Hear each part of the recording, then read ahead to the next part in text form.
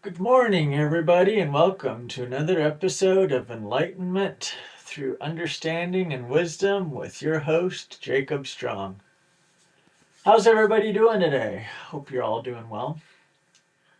I'm going to start this session off with about a 4-minute song that I'm going to play while we wait for everybody that is going to log in and wait for all my followers to join in. So, we'll let this song play out and then we'll get started. All right.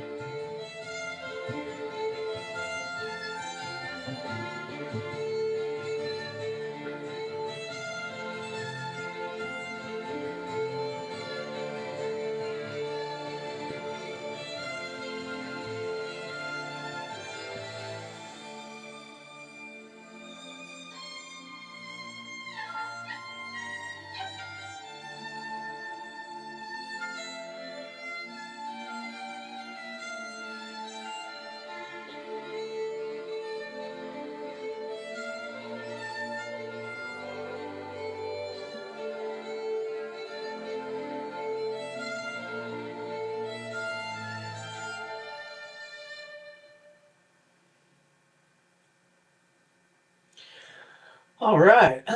Well, now that we got this morning started off with some tunes, let's dive in here. So, one of the things that I wanted to share was Um, one of the number one tactics a narc uses to break you down is sleep deprivation. And again, this comes out of recovering from narcissistic abuse guide. And let me explain what that looks like because, again, my biological dad was an extreme narcissist, and so is my ex. Even though my ex has never been diagnosed as an extreme narcissist, we recognize that everything that she does demonstrates that that's what she is. So we'll look at it from the male perspective, and then we'll look at it from the female perspective and how they're drastically different, but they're the exact same. So growing up, my biological dad would spend hours and hours up all night talking to my mom, explaining to her why he was right, explaining, keeping her up, breaking her down emotionally, mentally, psychologically, and tearing her down, tearing everything she does down.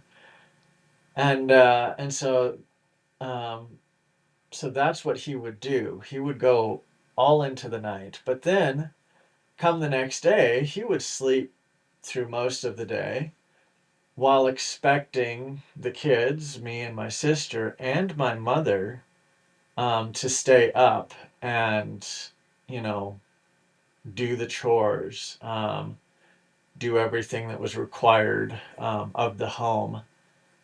And so um, that's how the male breaks you down is degrade you and I'm not saying that all males do it that way. This is my experience with my biological dad. I'm sure that there is some males that take this reverse role that I'm just about to explain to you of what my ex did and how that sleep deprivation looked. And we fast forward to when I got married to my ex-wife, and she would often wait till I went to sleep, and then she would come and wake me up. She would come and tell me that she needed to talk. And so it would look like, you know, oh, she just needs to hear, she just needs some validation, or she just needs, to express herself. And that's again, playing the victim. A female narcissist will often capitalize on that victim card. Male narcissists do that as well. So don't get me wrong. Again, this podcast is to remove gender out of the equation and recognize that a narcissist can be male or female. But I'm explaining to you what it looked like for me and how I recognized both sides, how I recognized the victimizer pattern, which was my dad, and then recognized the victim pattern with my ex-wife. And so she would wake me up 10, 11 o'clock at night, and then she would talk all night about how she doesn't think that she's supposed to be in the relationship anymore because God doesn't want her in the relationship anymore. How she's unsure if that's what she should be. Mind you, she had already signed an oath to God, right? Because she claimed to be a Christian woman. So she claimed, she signed an oath before God that she would stay with me till death do us part. So again, we recognize that there should be the big red flag that's narcissistic manipulation because she's not of her word. Nothing of her word is means anything to her. Um, so anyway, and then the same exact thing, she would sleep for the rest of the following day. She would sleep until, noon, 3 o'clock in the afternoon. while simultaneously expecting me to go to work, to provide for the family. And I distinctly remember one time telling her that I'm calling my customers and telling them that I can't come in the next day. After she had kept me up all night from 10 o'clock the night before until 6 o'clock the next morning, and I told her, I said, I'm just going to start sending texts out to everyone. I can't go to work today. And she got irate. Then she started playing the victim card again. You're going to lose customers if you keep doing this. You're going to put us on the streets. You don't care about me. Um, and that's what she would say. You don't care about me. You don't care about this child that I'm with. This was she was pregnant with our son at the time, and she said, "I'm just trying to, get this worked out, and I don't have any help from you, because now you're trying to, quit going to work, and we're gonna go hungry." And so now, they're the victim again. So you can recognize that, not only were they a victim when they woke you up at 5 o'clock in the morning to tell you that, that they needed to talk, but then kept you up all hours of the night, knowing full well that you had to go to work the next day. But now they're the victim again because you're trying to put them out on the street because you physically can't go to work the next day because you're exhausted from fighting with this individual all night. This individual is going back and forth trying to get a reaction out of you. And of course, me, at the time was difficult to get a reaction out of me. I tried to talk through, I tried to listen, I tried to do all of that stuff at the time. Um, don't get me wrong, I did react on numerous occasions, but this one particular argument that I am referring to, I did not, you know, give her that supply that she wanted, and that was fly off the handle so that she could record me on her phone, right? And so that's all that she wanted to do was get reactions out of me, and then that way she could record the reactions. But she didn't record the actions that led to the reactions. She always wanted to just record the reactions. So that's what a narcissist does is they manipulate through sleep deprivation and keep you confused, keep you isolated, prevent you from going to work. And once they have absolute control over that and over you and your life, now all of a sudden they own you. You no longer have an identity as an individual. You no longer have anything. You only have the identity that they are portraying of you. You only have the identity that they are allowing others to see you as, irresponsible. In my case, like with my ex, trying to force me to call off my jobs. I was self-employed at the time. Um, Makes it look like I'm irresponsible, makes it look like I don't know how to run a business. So you can see how they try to erode your reputation, with the community, to where then the community starts, hearing their quote side of the story, which is a fabricated, side of the story that they're presenting.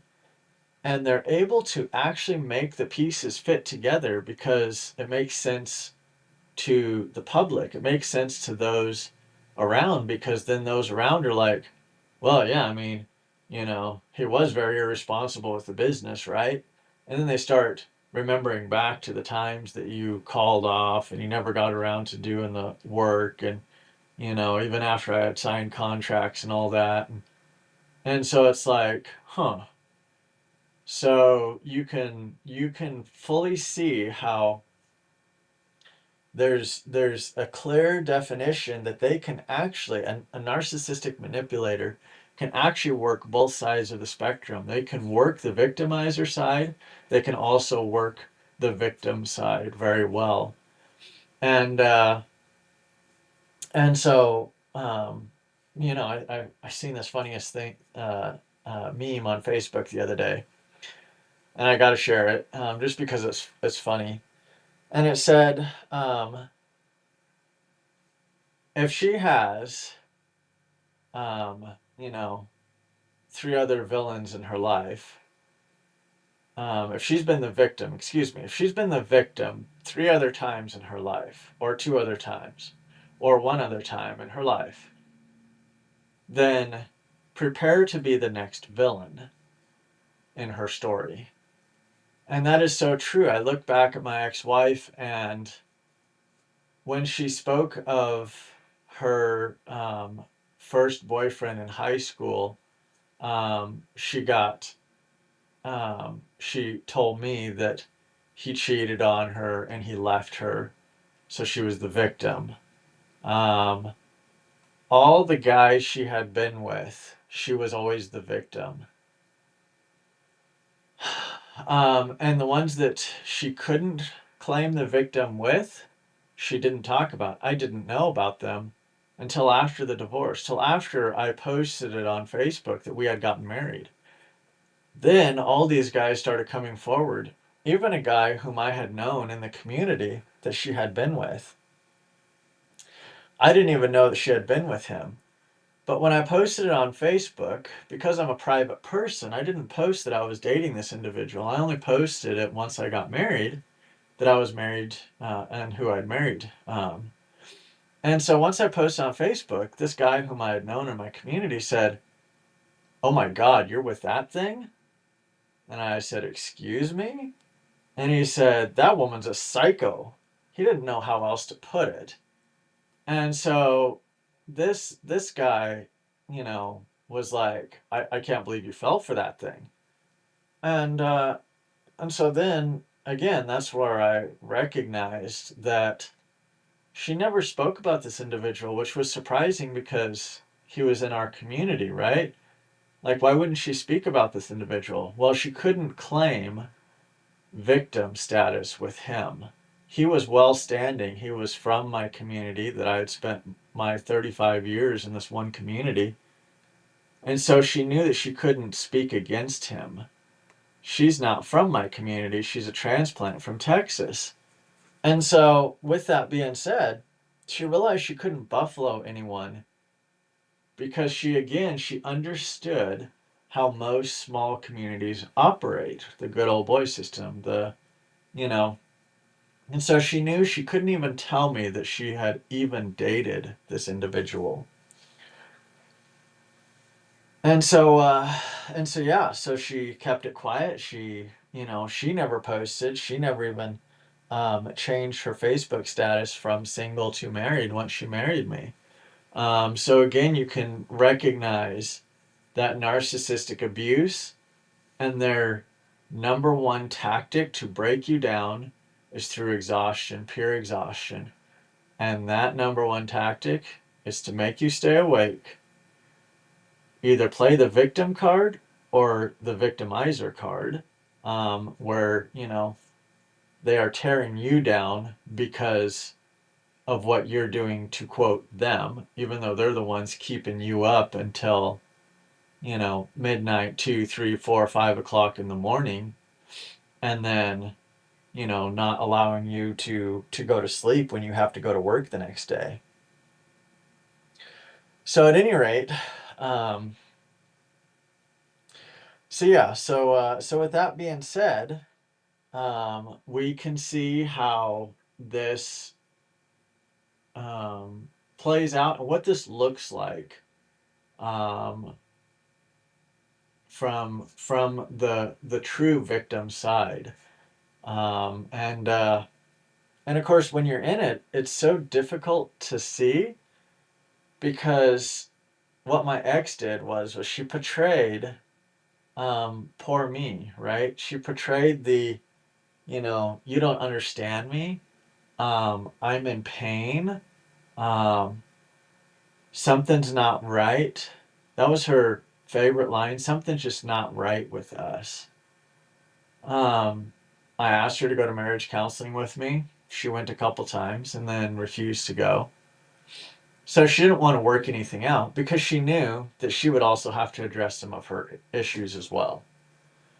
And so that's, again, where that narcissistic abuse comes in. Let's talk about it at midnight, 2 in the morning, when no one else can hear. There can't be a third party that can weigh in from a neutral standpoint and be like, hey, listen up, they don't want, you know, absolute understanding. They don't want to work it out. They want to, um, they just want to break you. That's their whole point, is to break you. With my ex-wife's case, her whole point was to get my paycheck. I recognize now that was her whole goal in being with me. She just wanted the lifestyle I could provide for her. And so, so she was going to do whatever it took to get that. So at any rate, that's my short little episode for today. I hope you all enjoyed it, and I hope that this has been beneficial to y'all. And yeah, we'll catch up with you next week. As always, you can visit my website, www.etuw.org.